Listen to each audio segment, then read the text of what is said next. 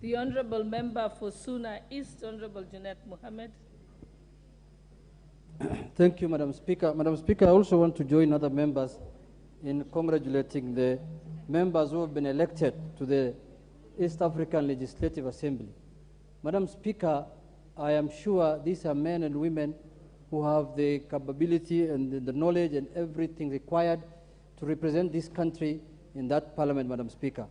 Madam Speaker, I also want to specifically congratulate the people who have been elected on behalf of my party, Honorable Winnie Odinga and the Honorable Sulaiman Shahbal, who I'm sure will immensely help this country to develop economically in the East African region, Madam Speaker. I also want to congratulate other members who have been elected in the other side of the coalition, Honorable Hassan Omar and Honorable Falhada, and all Honorable Kalonzo, who is from our party, and Honorable Karini Kega. I want to mention them by name because those are my friends. But Madam Speaker, the hero of this election today is Honorable Geoffrey Maina Karobia. Madam Speaker, this is a young man who was rejected, Madam Speaker. He was rejected by his coalition that he does not deserve to go to that parliament, Madam Speaker. Madam Speaker, I found him last night. I found him last evening, Madam Speaker, on the corridors of this house, Madam Speaker. Madam Speaker, this is a young, 8 years old young man, Madam Speaker, who was rejected terribly, Madam Speaker. What is your point of order, Leader of Majority? When I found him on the corridors of Madam Speaker. Mike, Honorable Junet, I'm on a point of order. Honorable Speaker, you know, Honorable Speaker,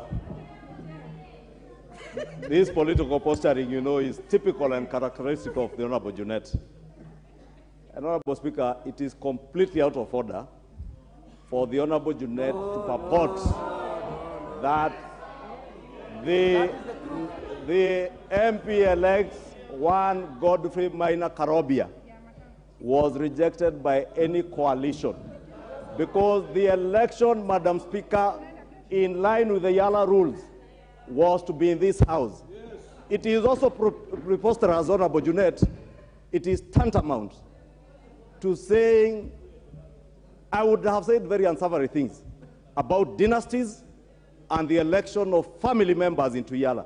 But I have restrained myself because I have said as a leader, we are electing members of the EALA Assembly to go and represent Kenya.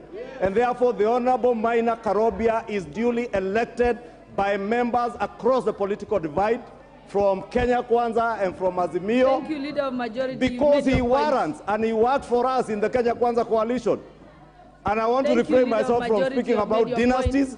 I want to refrain about myself from speaking about the Honorable... The Honorable, your time was up, Junet. Your time was up. Order, members. Order, members. Honorable Junet, the light had flashed already. Yes. Honorable members.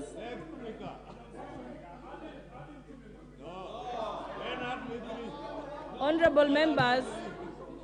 We are supposed to be congratulating the successful candidate and not having an altercation between members. Honorable Junet, I have ruled. I'm not debating from the chair, Honorable Junet. I shall proceed.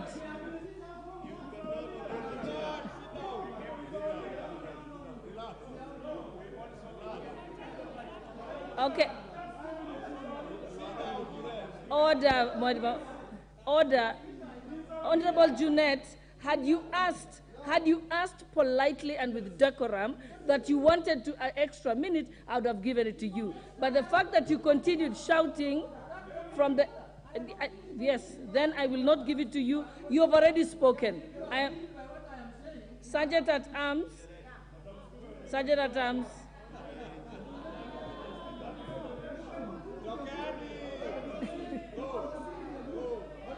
The Honorable Dr.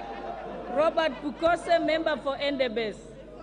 The Honorable member for Endebess, Dr. Robert Pukose.